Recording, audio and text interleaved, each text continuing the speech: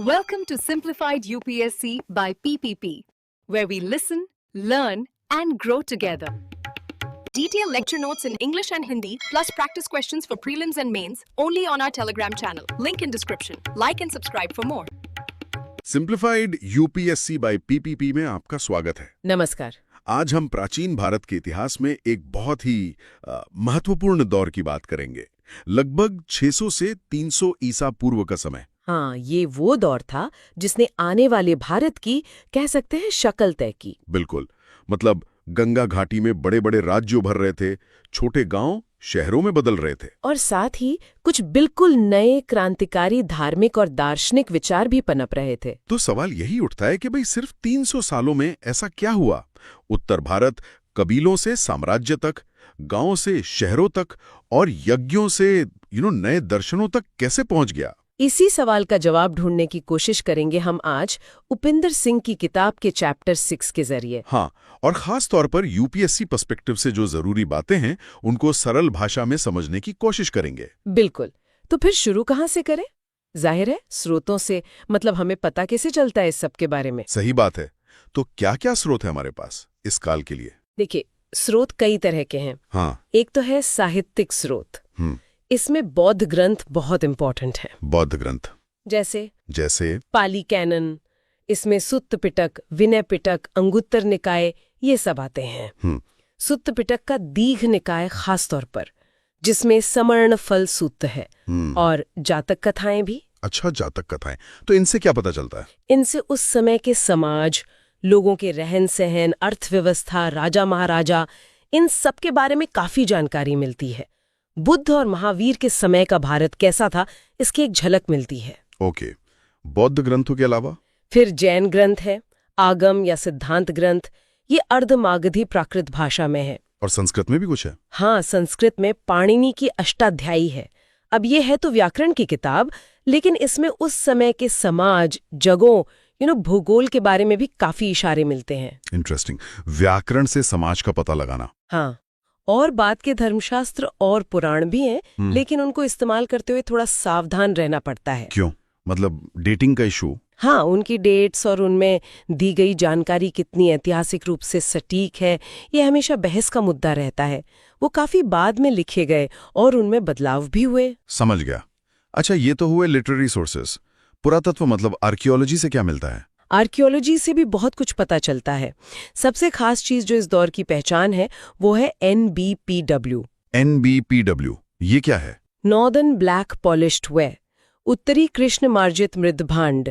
ये बहुत ही फाइन, एकदम हाई क्वालिटी के चमकदार काले रंग के मिट्टी के बर्तन होते थे। अच्छा, मतलब आम बर्तनों जैसे नहीं? नहीं, बिल्कुल नहीं। ये उस जमाने के लग्जरी आइटम थे। सोचिए, एकदम पतले मेटालिक फिनिश वाले बर्तन। इनका मिलना दिखाता है कि समाज में एक अमीर तबका था, व्यापार अच्छा था और शहर विकसित हो रहे थे। और ये मिलते कहाँ हैं ज्यादातर? ये गंगा घाटी में बहुत मिलते हैं, जो इस इलाके की प्रॉस्पेरिटी को दिखाता है। और हाल में अयोध्या में जो खुदाई हुई, वहां से मिले NBPW की डेटिंग तो इसे करीब 1000 BCE तक पीछे ले जाती है। ओह, मतलब ये दौर शायद और पहले शुरू हो गया था? हाँ, ये इस पर एक नई रोशनी डालता है। इस पर अभी और रिसर्च होगी, जाहिर है। NBPW के अलावा और क्या पुरातात्विक सबूत हैं? आहत सिक्के मिलते हैं, पंचमार्क्ड कॉइन्स। ये भारत में सिक्कों के सबसे पुराने सबूत माने जाते हैं। पंचमार्क मतलब इन पर कुछ निशान बने होते थे? हाँ, ये ज्यादातर चांदी के होते थे और इन पर अलग अलग तरह के चिन्ह, जैसे सूरज, पहाड़, पेड़, जानवर, ऐसे निशान ठोक कर पंच करके बनाए जाते थे। शायद ये अलग अलग राज्यों या व्यापारियों की पहचान रहे हों। तो इनसे व्यापार में आसानी हुई होगी? बिल्कुल। वस्तु विनिमय मतलब बाटा सिस्टम तो चल ही रहा होगा, लेकिन सिक्कों के आने से व्यापार और अर्थव्यवस्था को जरूर एक नया बूस्ट मिला होगा। और शहरों की खुदाई में क्या दिखता है? किलेबंदी वगैरह? हाँ, कई शहरों की खुदाई हुई है। उनमें किलेबंदी मिलती है, कच्ची और पक्की ईंटों का इस्तेमाल दिखता है। खासकर कुओं और नालियों में पक्की ईंटें। घरों में नहीं? घरों में ज्यादातर कच्ची ईंटें या फिर वॉटल एंड डॉब जिसे कहते हैं, उसका इस्तेमाल होता था। और एक खास चीज मिलती है, वलय कूप। Ring wells. रिंग वेल्स, ये क्या थे? कुएं? हाँ, ये शायद सोखता गड्ढे थे या फिर कुएं, ये कचरा डालने के गड्ढे। गोल गोल रिंग्स से बने होते थे ये। टेराकोटा की मूर्तियां, दूसरी चीजें भी मिलती हैं।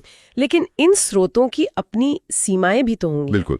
जैसे साहित्यिक स्रोत हैं, वो अक्सर किसी खास धर्म जैसे बौद्ध या जैन या फिर ऊंचे तबके का नजरिया दिखाते हैं। आम आदमी की कहानी शायद उतनी ना मिले। और पुरातत्व से जो चीजें मिलती हैं वो खामोश होती हैं। उनसे कहानी गढ़ना, उनकी व्याख्या करना, वो भी एक चुनौती है। किस चीज का क्या मतलब निकाला जाए, इस पर इतिहासकारों में मतभेद हो सकता है। सही बात है। तो स्रोतों को ध्यान में रखते हुए अब जरा उस समय के राजनीतिक माहौल पर आते हैं। ये महाजनपद क्या थे? ये शब्द बहुत सुनते हैं। हाँ, महाजनपद। देखिए, वैदिक काल में हमने जन की बात की थी, जो कबीले या लोग होते थे। हाँ। जब ये जन किसी एक इलाके में बस गए तो वो इलाका जनपद कहलाया, मतलब जन का पैर रखने की जगह।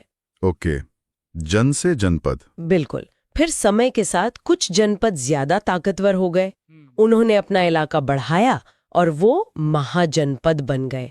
महा मतलब बड़ा। तो ये एक तरह से क्षेत्रीय राज्यों का उदय था, रीजनल स्टेट्स। हाँ, बिल्कुल।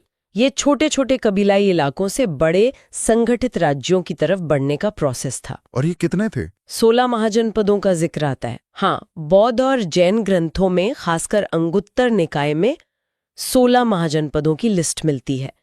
नाम याद रखना प्रीलिम्स के लिए जरूरी हो सकता है। कौन कौन से थे? कुछ प्रमुख नाम? जैसे काशी, वाराणसी, कोसल अयोध्या के पास, अंग पूर्वी बिहार, मगध दक्षिणी बिहार, वज्जी उत्तरी बिहार, मल्ल चेदी वत्स इलाहाबाद के पास, कुरु दिल्ली मेरठ, पांचाल पश्चिमी यूपी, मत्स्य जयपुर के आसपास, शूरसेन मथुरा, अश्मक गोदावरी घाटी में दक्षिण में एकमात्र, अवंती उज्जैन, गांधार उत्तर पश्चिम, पेशावर रावलपिंडी और कंबोज गांधार के पास। 16।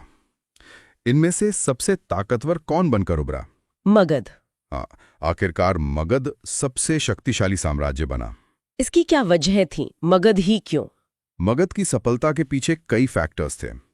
एक तो उसकी ज्योग्राफिकल लोकेशन। आज का जो पटना गया का इलाका है वो मगध था। अच्छा। ये गंगा और सोन जैसी नदियों से घिरा हुआ था, तो पानी की कमी नहीं, जमीन उपजाऊ, खेती अच्छी होती थी, नदियों से व्यापार और ट्रांसपोर्टेशन भी आसान था, और नदियां एक तरह से नेचुरल डिफेंस भी देती थीं। पानी का किला जैसा। हाँ, कह सकते हैं।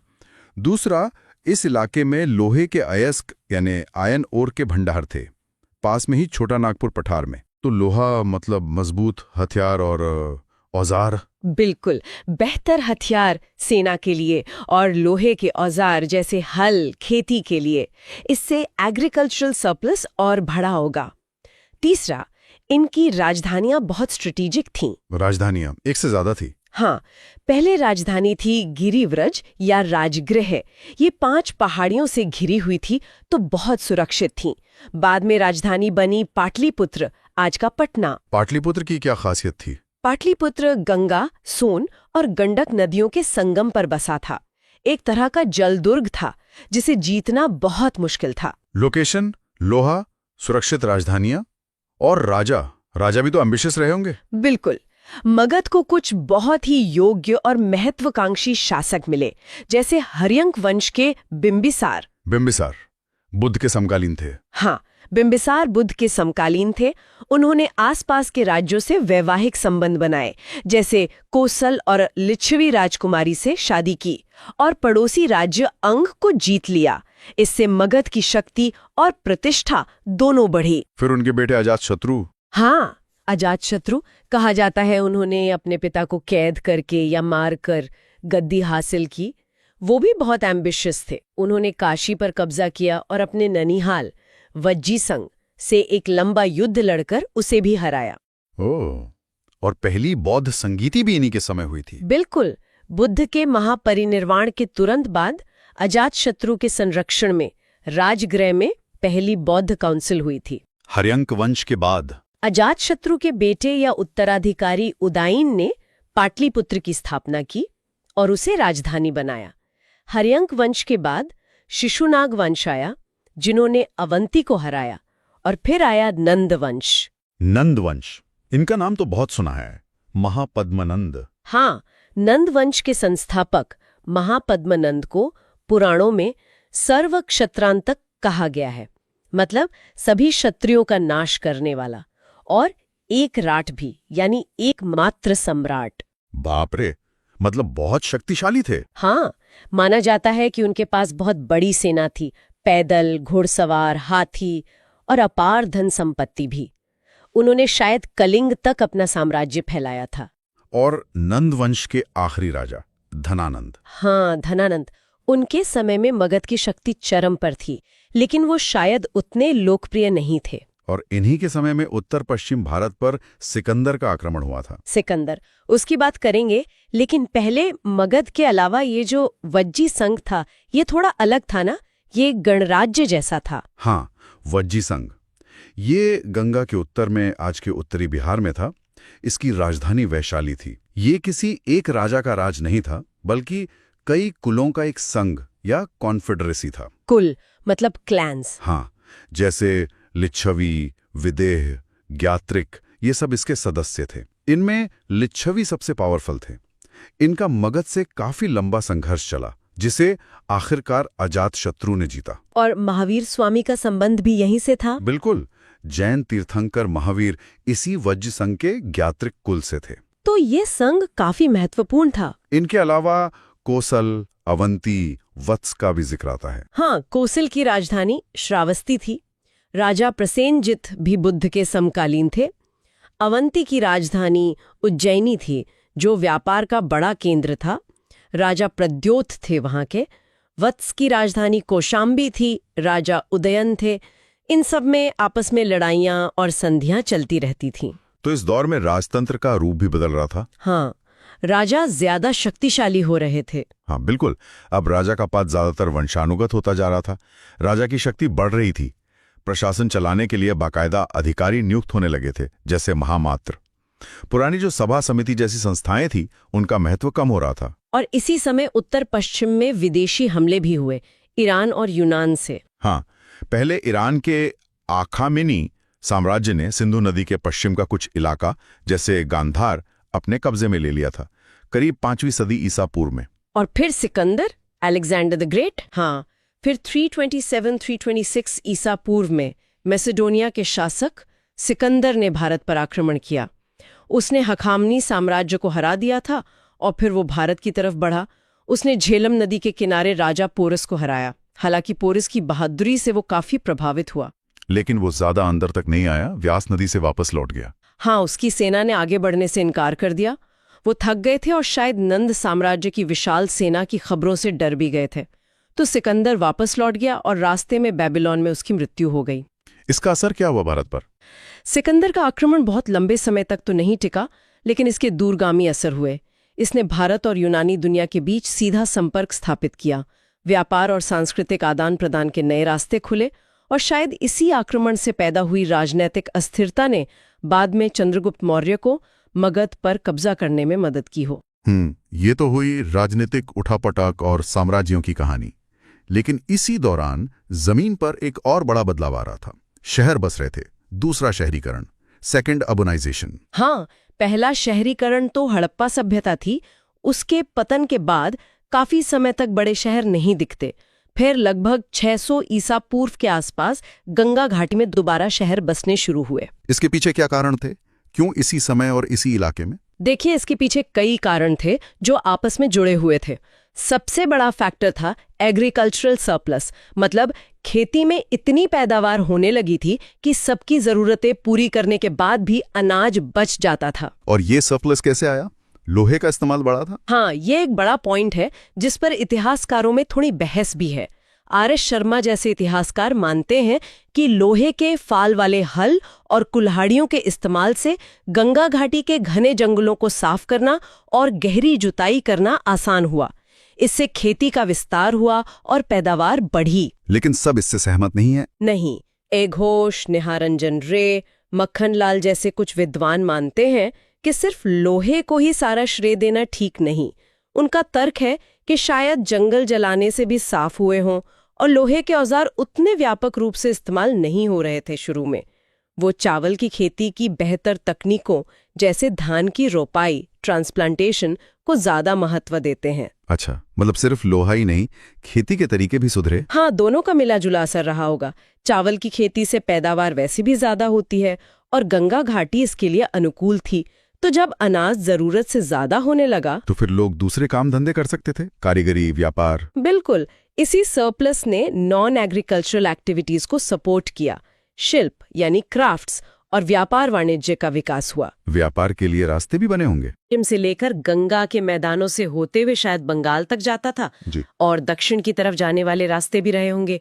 पाली ग्रंथों और जातक कथाओं में समुद्री व्यापार के भी संकेत मिलते हैं। और व्यापार को आसान बनाने के लिए सिक्के आ गए, वो पंचमार्क कॉइन्स। एग्जैक्टली इन आहत सिक्कों ने लेन देन को बहुत सुविधाजनक बना दिया। जी। अब हर चीज के बदले चीज देने की जरूरत नहीं थी। राइट। इससे व्यापार और अर्थव्यवस्था को निश्चित रूप से गति मिली। हालांकि बार्टर सिस्टम भी पूरी तरह खत्म नहीं हुआ होगा, साथ साथ चलता रहा होगा। मुद्रा ऋण यानी पैसे उधार देने का चलन भी शुरू हुआ। तो खेती बढ़ी, व्यापार बढ़ा, सिक्के आ गए और इन सब के कारण शहर बसे। हाँ, ये सब फैक्टर्स मिलकर शहरीकरण का आधार बने। जहां व्यापार होता था, जहां कारीगर इकट्ठा होते थे, जो प्रशासनिक केंद्र थे, वो धीरे धीरे शहरों में बदलने लगे। ये शहर दिखते कैसे थे? आर्कियोलॉजिकल एविडेंस क्या है? आती है कि यहाँ संपन्न लोग रहते थे। हाँ। खुदाई में कई शहर मिले हैं। राजगृह, पाटलिपुत्र, हालांकि यहाँ खुदाई कम हुई है। कौशाम्बी, श्रावस्ती, वैशाली, चंपा, उज्जैन, मथुरा, तक्षशिला, इनमें किलेबंदी दिखती है, मिट्टी की या पत्थर की। कौशाम्बी की किलेबंदी तो काफी बड़ी बताई जाती है। हाँ, कौशाम्बी में बहुत विशाल किलेबंदी मिली है। श्रावस्ती में मिट्टी की किलेबंदी है। चंपा में खाई और किलेबंदी दोनों मिली है। लेकिन घरों के बारे में आपने बताया कि पक्की ईंटें कम थीं। हाँ, हड़प्पा की तरह हर घर पक्की ईंटों का नहीं था। पक्की ईंटों का इस्तेमाल ज्यादातर कुओं, नालियों या शायद कुछ खास इमारतों में होता था। आम घर कच्ची ईंटों, लकड़ी, बांस, मिट्टी सरकंडे, वॉटल एंड डॉब के बनते थे। और वो रिंग वेल्स। हाँ, वलयकूप इस दौर के शहरों की एक और खासियत है। ये प्राय हर साइट पर मिलते हैं। शायद ये सीवेज डिस्पोजल या पानी के लिए इस्तेमाल होते थे। अच्छा, एक और चीज, क्या बस्तियों में कोई पैटर्न दिखता है? मतलब छोटे गांव, बड़े गांव, शहर। हाँ, कुछ स्टडीज हुई हैं, जैसे एर्दोसी ने इलाहाबाद जिले में और मक्खन लाल ने कानपुर जिले में सर्वे किए। उनसे पता चलता है कि इस दौर में बस्तियों की संख्या बढ़ी, उनका आकार बढ़ा, एक तरह का सेटलमेंट हायरार्की दिखता है। छोटे गांव, छोटे कस्बे और फिर बड़े शहर। इसका मतलब क्या हुआ? इसका मतलब है कि ग्रामीण इलाके ज्यादा स्थायी हो रहे थे, आबादी बढ़ रही थी और यही बढ़ती आबादी और सरप्लस प्रोडक्शन शहरी केंद्रों को सपोर्ट कर रहा था। शहर बस गए तो जाहिर है कारीगरी और व्यापारिक गतिविधियां भी बढ़ी होंगी। निश्चित रूप से कई तरह के शिल्प विकसित हुए।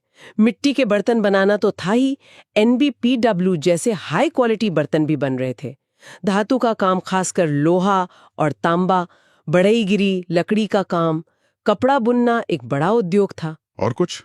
हाथी दांत का काम, मनके बनाना, बीड मेकिंग, शीशे का काम, पत्थर तराशना, लिस्ट लंबी है। और इन कारीगरों के अपने संगठन भी थे, गिल्ड्स, श्रेणियां। हाँ, ये बहुत महत्वपूर्ण है। बौद्ध ग्रंथों और जातकों में श्रेणी या गिल्ड का खूब जिक्र आता है। कहीं कहीं 18 श्रेणियों की बात भी की गई है। ये श्रेणियां क्या करती थीं? ये एक ही तरह का काम करने वाले कारीगरों या व्यापारियों का संगठन होते थे। जैसे कुम्हारों की श्रेणी, बुनकरों की श्रेणी, बढ़इयों की श्रेणी। ये अपने सदस्यों के हितों की रक्षा करते थे, उत्पादन की क्वालिटी कंट्रोल करते थे, कीमतें तय करने में भूमिका निभाते थे और कभी-कभी तो ये बैंक की तरह भी काम करते थे। बैंक की तरह मतलब? हाँ, लोग इनके पास पैसा जमा कर सकते थे और ये उसे ब्याज पर लगाते थे। राजा भी इन श्रेणियों को मान्यता देते थे और इनके अपने नियम कानून होते थे। वाह, तो ये तो काफी ऑर्गेनाइज्ड सिस्टम था। हाँ, ये दिखाता है कि अर्थव्यवस्था काफी विकसित और जटिल हो रही थी। ठीक है, अर्थव्यवस्था और शहरीकरण समझा। अब जरा समाज पर आते हैं। ये जो बदलाव हो रहे थे, इनका सोशल स्ट्रक्चर पर क्या असर पड़ रहा था? वर्ण व्यवस्था कैसी थी इस समय? देखिए, यहाँ तस्वीर थोड़ी कॉम्प्लिकेटेड है। एक तरफ तो ब्राह्मण ग्रंथ हैं, जैसे धर्मसूत्र और बाद के धर्मशास्त्र, वो समाज को 4 वर्णों में बंटा दिखाते हैं: ब्राह्मण, क्षत्रिय, वैश्य, शूद्र। हाँ, वो तो हमें पता है। और वो इस बात पर जोर देते हैं कि वर्ण जन्म से तय होता है और शादी अपने ही वर्ण में करनी चाहिए, एंडोगेमी। नियम तोड़ने पर सजा का भी प्रावधान था। लेकिन क्या ये नियम सच में इतने कठोर थे? शायद उतने नहीं जितनी सख्ती से लिखे गए थे, क्योंकि इन्हीं ग्रंथों में अनुलोम और प्रतिलोम विवाहों की भी चर्चा मिलती है। अनुलोम मतलब ऊंचे वर्ण का पुरुष और नीचे वर्ण की स्त्री का विवाह, जिसे कुछ हद तक स्वीकार किया जाता था। और प्रतिलोम?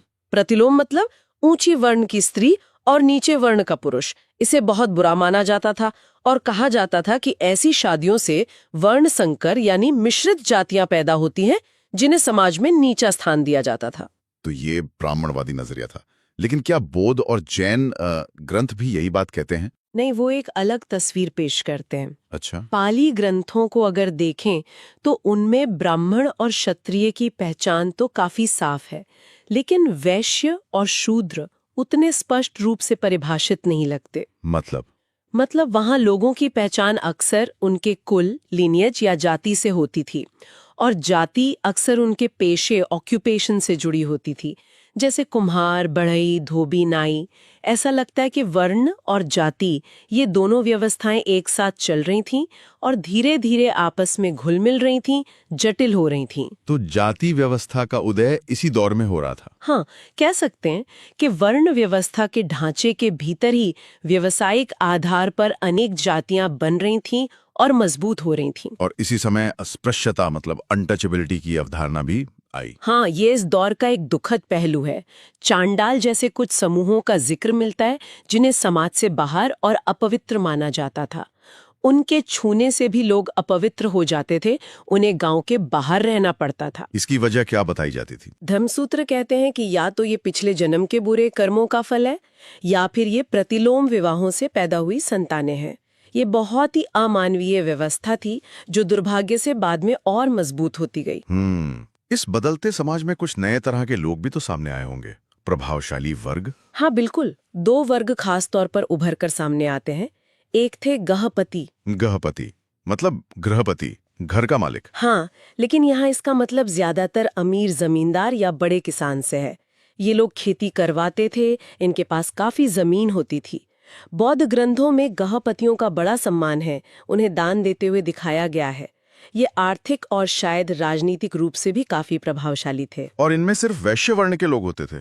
नहीं, जरूरी नहीं। बौद्ध ग्रंथों में ब्राह्मण गहपतियों का भी जिक्र मिलता है, तो ये वर्ण से ज्यादा एक आर्थिक वर्ग था।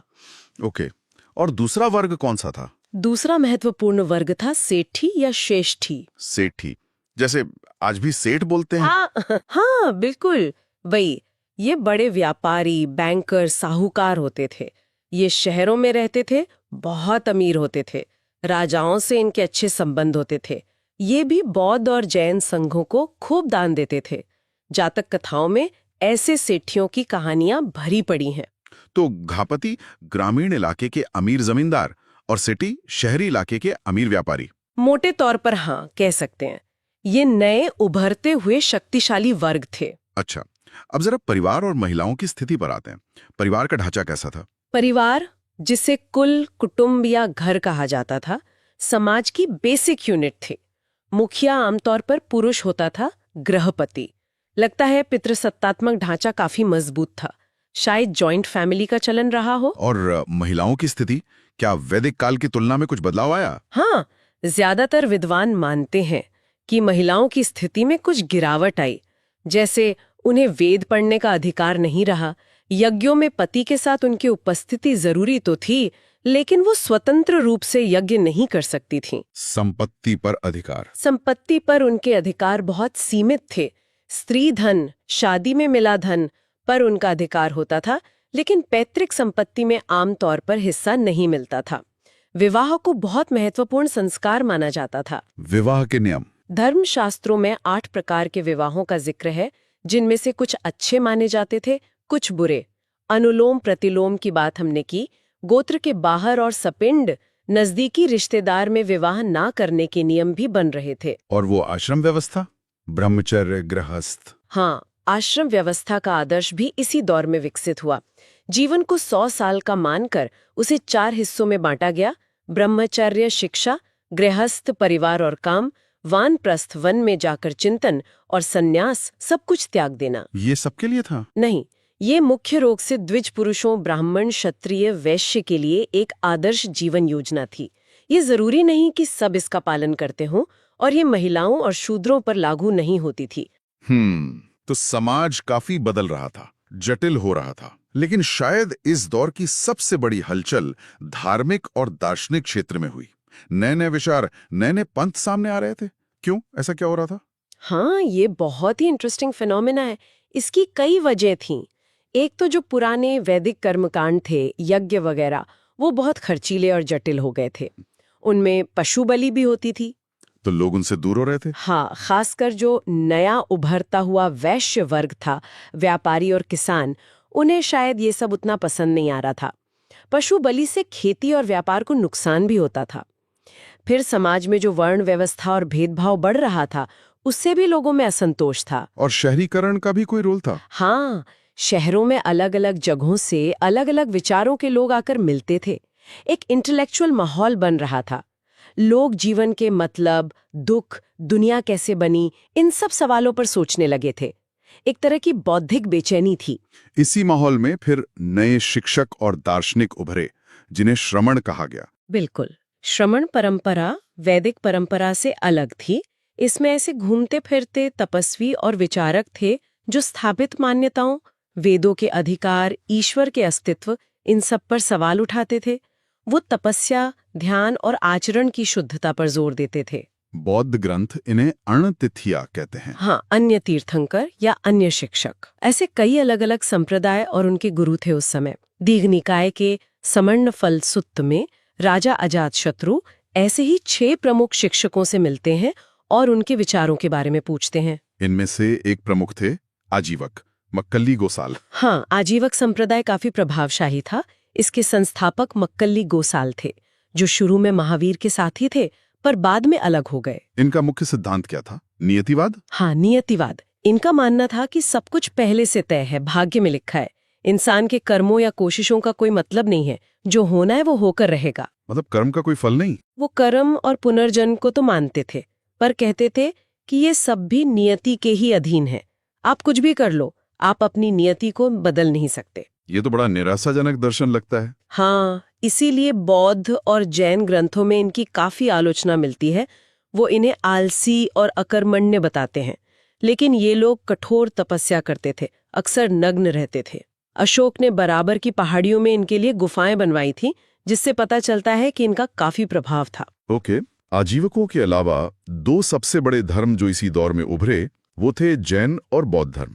पहले जैन धर्म की बात करते हैं। जैन परंपरा मानती है कि उनके धर्म के सिद्धांत अनादिकाल से चले आ रहे हैं और समय समय पर 24 तीर्थंकरों ने उन्हें लोगों तक पहुंचाया है। तीर्थंकर मतलब? तीर्थ बनाने वाले, यानी संसार सागर से पार ले जाने वाले। पहले तीर्थंकर ऋषभदेव थे, 23वें पार्श्वनाथ थे, जो शायद ऐतिहासिक व्यक्ति थे, महावीर से करीब 250 साल पहले हुए। और 24वें और अंतिम तीर्थंकर थे वर्धमान महावीर स्वामी। इनके जीवन के बारे में क्या पता है? इनका जन्म वैशाली के पास कुंड ग्राम में हुआ था, ज्ञात्रिक क्षत्रिय कुल में। इनके माता पिता भी क्षत्रिय थे। करीब 30 साल की उम्र में इन्होंने घर छोड़ा, कठोर तपस्या की और 42 साल की उम्र में इन्हें कैवल्य यानी सर्वोच्च ज्ञान प्राप्त हुआ। कैवल्य? हाँ, कैवल्य मतलब केवल ज्ञान, परफेक्ट नॉलेज। इसके बाद वो जिन, विजेता, जिसने अपनी इंद्रियों और कर्मों पर विजय पाली हो, और निर्ग्रंथ, बंधन रहित कहलाए, और उनके अनुयायी जैन कहलाए। जैन धर्म के मूल सिद्धांत क्या हैं? फिलॉसफी क्या है? जैन दर्शन दुनिया को 2 मूल तत्वों में बांटता है, जीव और अजीव। जीव मतलब आत्मा? हाँ, जिसमें चेतना है। हर जीवित प्राणी में जीव है। अजीव मतलब जिसमें चेतना नहीं है, यानी पदार्थ। पदार्थ मतलब मैटर। हाँ, जिसे वो पुद्गल कहते हैं। इसके अलावा अजीव में धर्म, गति का सिद्धांत, अधर्म, स्थिरता का सिद्धांत, आकाश, स्पेस और काल, टाइम भी शामिल है। और कर्म, कर्म का क्या सिद्धांत है? ये बहुत महत्वपूर्ण है। जैन मानते हैं कि कर्म एक तरह का सूक्ष्म पदार्थ, पुद्गल है। हमारे मन, वचन, काया के कामों से ये कर्म पुद्गल आत्मा की ओर खिंचते हैं और उससे चिपक जाते हैं। आश्रव और बंध, यही कर्म आत्मा को भारी बनाते हैं और उसे जन्म मरण के चक्र में फंसाए रखते हैं। तो मुक्ति कैसे मिलेगी? मुक्ति निर्वाण के लिए जरूरी है कि नए कर्मों का आना रुके, संवर और पुराने जमा कर्म खत्म हो, निर्जरा। जब सारे कर्म खत्म हो जाते हैं तो आत्मा हल्की होकर ऊपर चली जाती है और अपने शुद्ध, अनंत ज्ञान, अनंत दर्शन, अनंत सुख और अनंत वीर्य वाले स्वरूप में स्थित हो जाती है। इसके लिए रास्ता क्या है? रास्ता है त्रिरत्न का पालन करना, सम्यक दर्शन, सही विश्वास, तीर्थंकरों में श्रद्धा, सम्यक ज्ञान, सत्य का सही ज्ञान और सम्यक चरित्र। सही आचरण मतलब पंच महाव्रत। हाँ, साधु साध्वियों के लिए पंच महाव्रत है। अहिंसा, किसी भी जीव को मन, वचन, काया से कष्ट न देना। सत्य, हमेशा सच बोलना। अस्तेय, चोरी न करना। ब्रह्मचर्य, सभी प्रकार के मैथुन का त्याग। और अपरिग्रह, किसी भी प्रकार की संपत्ति या वस्तु का संग्रह न करना। गृहस्थों के लिए? गृहस्थों के लिए इन्हीं व्रतों के सरल रूप हैं, जिन्हें अणुव्रत कहते हैं, क्योंकि गृहस्थ जीवन में इन व्रतों का पूरी तरह पालन करना संभव नहीं होता। जैन धर्म में अहिंसा पर बहुत ज्यादा जोर है ना? हाँ, अहिंसा जैन धर्म का मूल सिद्धांत है। अहिंसा परमो धर्मा। और इनकी अहिंसा सिर्फ इंसानों और जानवरों तक सीमित नहीं है। मतलब? ये मानते हैं कि पृथ्वी, जल, अग्नि, वायु और वनस्पति में भी जीव है, एकेंद्रीय जीव। इसलिए ये उनकी हिंसा से भी बचने की कोशिश करते हैं। इसीलिए जैन साधु मुंह पर पट्टी बांधते हैं, पानी छानकर पीते हैं, पैदल चलते समय जमीन देखकर चलते हैं ताकि छोटे से छोटे जीव को भी कष्ट न हो। ये तो बहुत कठोर है। हाँ, इसीलिए जैन धर्म में तपस्या और काया क्लेश, शरीर को कष्ट देना, कभी महत्व है। संलेखना या सल्लेखना, उपवास द्वारा प्राण त्याग भी एक स्वीकृत विधि है, हालांकि ये बहुत कठिन है। जैन दर्शन का एक और महत्वपूर्ण सिद्धांत है अनेकांतवाद या स्याद्वाद। ये क्या है? हाँ, अनेकांतवाद का मतलब है कि सत्य या वास्तविकता के अनेक पहलू होते हैं। कोई भी एक नजरिया पूरा सच नहीं बता सकता। स्याद्वाद इसी को समझने का तरीका है। स्यात् मतलब शायद या एक दृष्टि से। उदाहरण? जैसे हाथी और 7 अंधों वाली कहानी। हर अंधा हाथी के जिस हिस्से को छूता है उसी को पूरा हाथी समझ लेता है। कोई कहता है हाथी खंबे जैसा है, कोई कहता है रस्सी जैसा। सब अपनी अपनी जगह सही हैं, पर पूरा सच किसी को नहीं पता। स्याद्वाद कहता है कि किसी भी चीज के बारे में हमारा ज्ञान सापेक्ष होता है। अच्छा, ये तो बहुत गहरा विचार है। हाँ, अच्छा, अब जैन संघ की बात करें तो ये सभी वर्णों और लिंगों के लिए खुला था। इसमें 4 वर्ग थे: भिक्षु, साधु, भिक्षुणी, साध्वी, श्रावक, गृहस्थ पुरुष अनुयायी और श्राविका गृहस्थ महिला अनुयायी। क्या इसमें भी वर्ण व्यवस्था का असर था? जैन ग्रंथ ब्राह्मणों की सर्वोच्चता को चुनौती देते हैं और क्षत्रियों को ज्यादा सम्मान देते हुए दिखते हैं। महावीर खुद क्षत्रिय थे, लेकिन सिद्धांत रूप में संघ सबके लिए खुला था। जैन साहित्य? इनके मुख्य ग्रंथ आगम या सिद्धांत कहलाते हैं, जो मूल रूप से अर्धमागधी प्राकृत में थे। बाद में जैन धर्म 2 मुख्य शाखाओं में बंट गया: श्वेतांबर, सफेद वस्त्र पहनने वाले, और दिगंबर, वस्त्र रहित। ये विभाजन शायद बाद में हुआ। ओके, तो ये था जैन धर्म का परिचय। अब आते हैं बौद्ध धर्म पर, जिसके संस्थापक थे गौतम बुद्ध। हाँ, गौतम बुद्ध। इनका जन्म लुम्बिनी, नेपाल की तराई में के शाक्य क्षत्रिय कुल में हुआ था। पिता शुद्धोदन कपिलवस्तु के राजा थे, माता महामाया थीं। जन्म के कुछ दिन बाद ही मां की मृत्यु हो गई, तो उनका पालन पोषण उनकी मौसी महाप्रजापति गौतमी ने किया। फिर उन्होंने घर क्यों छोड़ा? कहा जाता है कि उन्होंने 4 दृश्य देखे: एक बूढ़ा आदमी, एक बीमार आदमी, एक मृत शरीर और एक सन्यासी। इन्हें देखकर उन्हें संसार के दुखों का एहसास हुआ और सत्य की खोज में वो 29 साल की उम्र में रात को चुपके से घर छोड़कर चले गए। इस घटना को महाभिनिष्क्रमण कहते हैं। फिर उन्हें ज्ञान कैसे मिला? कई सालों तक भटकने और तपस्या करने के बाद उन्हें लगा कि शरीर को अत्यधिक कष्ट देने से सत्य नहीं मिलेगा।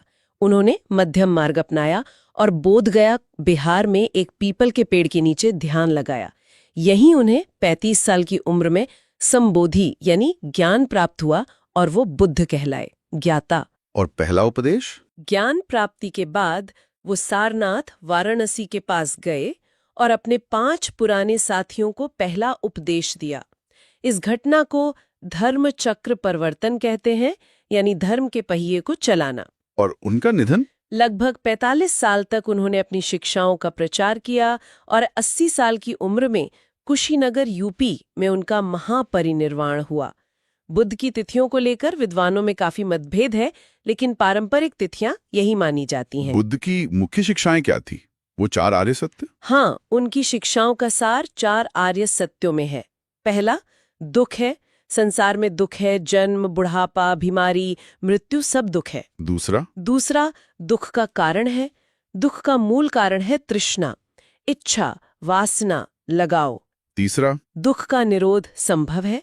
तृष्णा को जड़ से उखाड़कर दुख को खत्म किया जा सकता है। और चौथा, दुख निरोध का मार्ग है।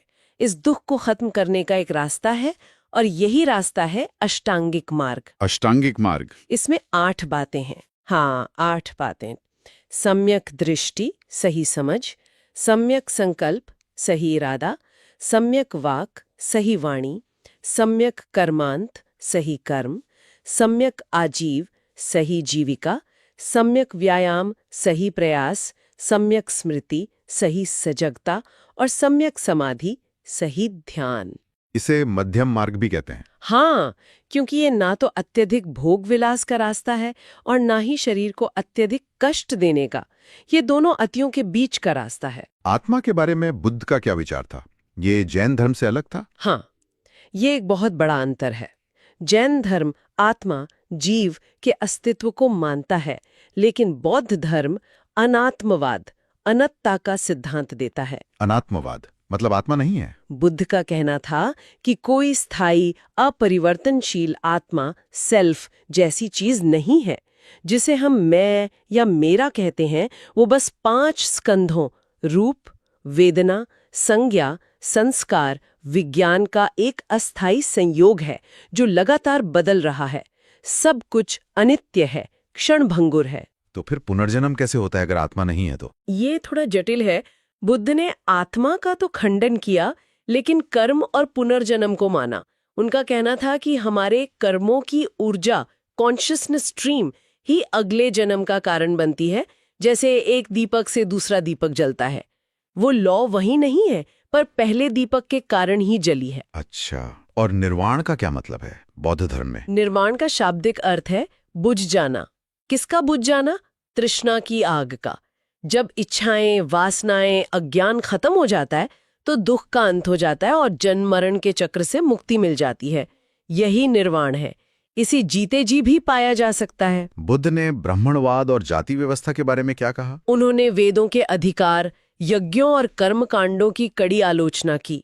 अम्बट सुत्त जैसी कहानियों में वो ब्राह्मणों के घमंड पर चोट करते हैं। उन्होंने जन्म आधारित जाति व्यवस्था का भी खंडन किया। मतलब? उनका कहना था कि कोई भी व्यक्ति जन्म से ब्राह्मण या अछूत नहीं होता, बल्कि अपने कर्मों से होता है। जो अच्छे कर्म करता है वही श्रेष्ठ है। और बौद्ध संघ, वो कैसा था? बौद्ध संघ भिक्षुओं और भिक्षुणियों का संगठन, सभी वर्णों और जातियों के लिए खुला था। इसमें प्रवेश के लिए कुछ नियम थे, जैसे व्यक्ति ऋण मुक्त हो, किसी गंभीर बीमारी से ग्रस्त न हो, राजा का सैनिक न हो, दास न हो। भिक्षुओं और भिक्षुणियों के आचरण के लिए नियम विनय पिटक में दिए गए हैं, जिन्हें पातिमोक्ष कहा जाता है। महिलाओं को भी संघ में प्रवेश मिला? हाँ, शुरू में बुद्ध थोड़े हिचकिचाए थे, लेकिन अपनी मौसी महाप्रजापति गौतमी और शिष्य आनंद के आग्रह पर उन्होंने महिलाओं को भी संघ में प्रवेश की अनुमति दी। हालांकि भिक्षुणियों के लिए कुछ अतिरिक्त नियम, गुरुधम, बनाए गए थे। गृहस्थ अनुयायी भी थे? हाँ, जो लोग संघ में शामिल नहीं होते थे पर बुद्ध की शिक्षाओं का पालन करते थे, उन्हें उपासक पुरुष और उपासिका महिला कहा जाता था। इस नए धर्म को समाज में समर्थन कैसे मिला? इसे काफी व्यापक समर्थन मिला। राजाओं ने इसे संरक्षण दिया, जैसे मगध के बिंबिसार और अजातशत्रु, कोसल के प्रसेनजित। अमीर व्यापारियों, सेठियों और जमींदारों, गृहपतियों ने भी संघ को खूब दान दिया, विहार बनवाए। आम लोगों को भी इसकी सरल शिक्षाएं, कर्मकांडों का अभाव और समानता का संदेश पसंद आया। और बौद्ध साहित्य? बुद्ध की शिक्षाओं को उनके शिष्यों ने याद रखा और बाद में उन्हें त्रिपिटक यानी 3 पिटारी के रूप में संकलित किया गया। विनय पिटक संघ के नियम, सूत्र पिटक बुद्ध के उपदेश और अभिधम्म पिटक दर्शन। ये मूल रूप से पाली भाषा में है।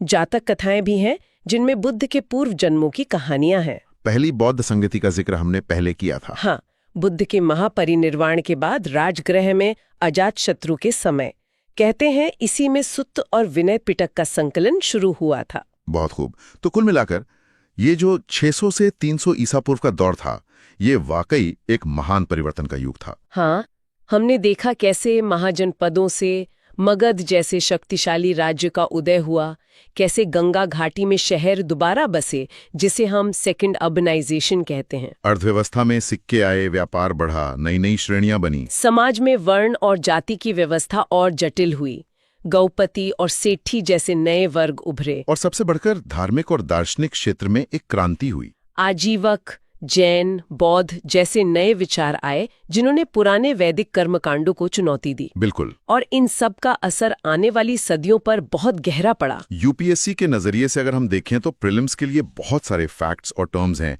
एनबीपीडब्ल्यू, पंचमार्क्ड कॉइन्स, महाजनपदों के नाम, राजधानियां, राजा, गहुपति, सेठी, श्रेणियां। हाँ, और धार्मिक कॉन्सेप्ट्स जैसे नियतिवाद, अनेकांतवाद, स्यादवाद, त्रिरत्न, पंचमहाव्रत, अनात्मवाद, अनित्य, अष्टांगिक मार्ग, 4 आर्य सत्य, निर्वाण, संघ, त्रिपिटक, ये सब बहुत महत्वपूर्ण है। और मेंस के लिए? मेंस के लिए एनालिटिकल समझ जरूरी है।